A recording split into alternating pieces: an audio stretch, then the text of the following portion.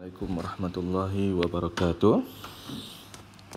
Hari ini saya akan terangkan sedikit berkaitan dengan debit dan kredit dalam perakaunan. Sebelum itu, kita kena tahu dahulu apakah yang dimaksudkan dengan debit dan juga kredit. Asal perkataan debit dan kredit adalah dari bahasa Latin, debere, to own, dan juga credere, to entrust. Okey, tapi bahasa paling mudah yang kita boleh sebut adalah debit dan kredit. Debit adalah kiri, kredit adalah kanan.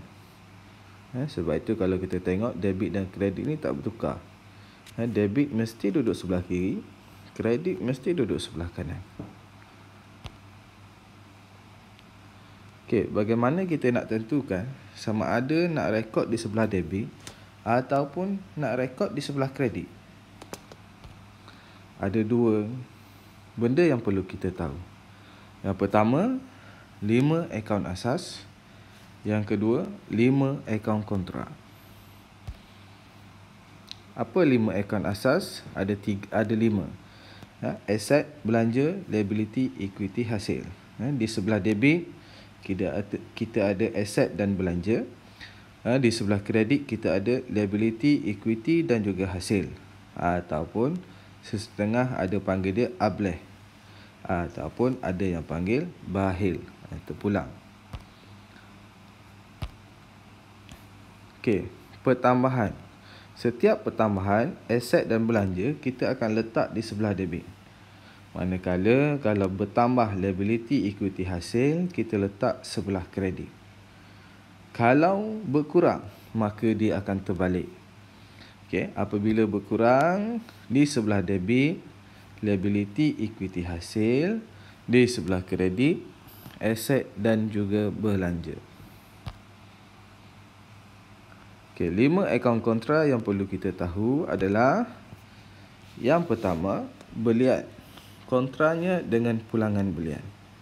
Maksudnya di sini, belian adalah belanja. Maka kita akan letak sebelah debit. Maka pulangan belian mesti berada di sebelah kredit. Jualan. Jualan adalah hasil, maka kita letak sebelah kredit. Maka pulangannya mesti duduk di sebelah debit. Yang ketiga, aset bukan semasa.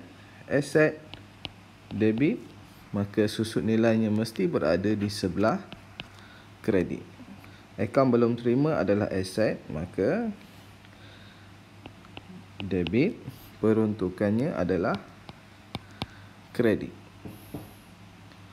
Modal adalah equity, maka modal berada di sebelah kredit, maka ambilan kita akan letak di sebelah debit. Okey. Contoh, membeli kenderaan secara kredit. Yang pertama, kenderaan. Yang kedua, secara kredit. Beli kredit adalah akaun belum bayar. Okey.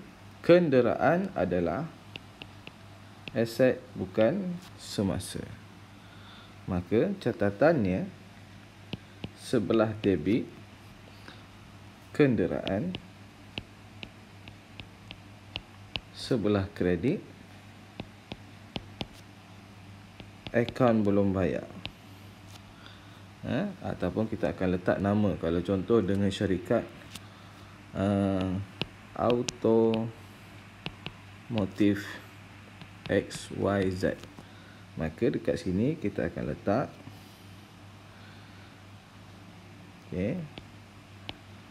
Automotive XYZ. Kenapa kenderaan debit? Sebab aset bertambah. Kenapa automotif ini kredit? Sebab liability bertambah. Ini aset bukan semasa. Okey. Dalam bentuk akaunnya, akaun kenderaan debit dengan nilainya, contohnya kalau kita letak nilainya RM90,000, maka debit 90,000, butirannya auto motif XYZ, dan dalam akaun automotif XYZ di sebelah kredit, butirannya kenderaan.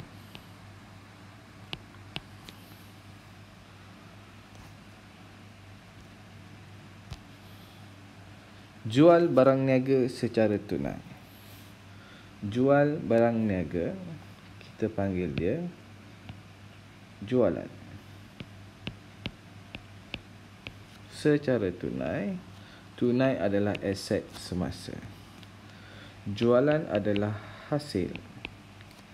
Jual barang niaga, hasil bertambah. Secara tunai, kita terima tunai. Tunai pun bertambah. Maka debit tunai, kredit jualan. Okay. Kenapa tunai debit? Sebab aset bertambah, debit. Kenapa jualan kredit? Sebab hasil bertambah, kredit. Okay. Sama juga dalam bentuk akaunnya. Contoh jualan tadi adalah 5,000. Okay, 5,000. Okay. Jadi dalam akaun tunai, debit 5,000, butirannya jualan. Dalam akaun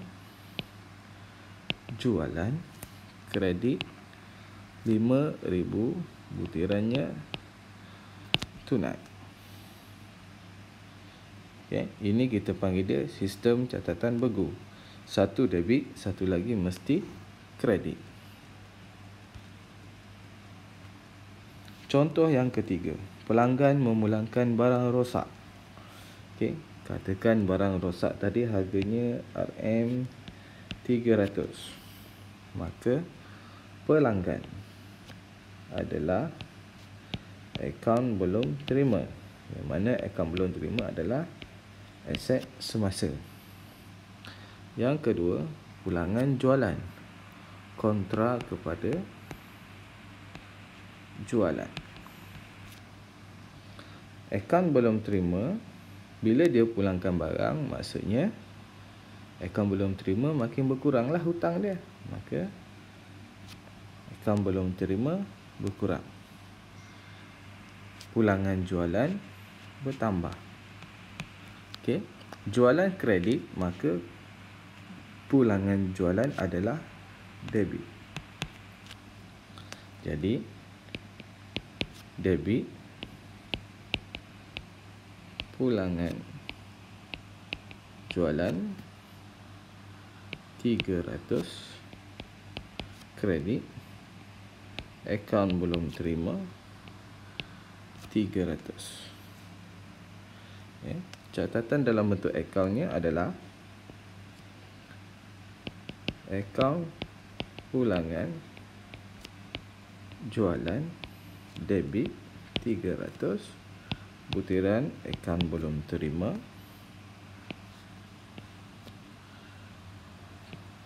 akaun belum terima, kredit 300, butiran pulangan jualan. Okey, sekian saja daripada saya.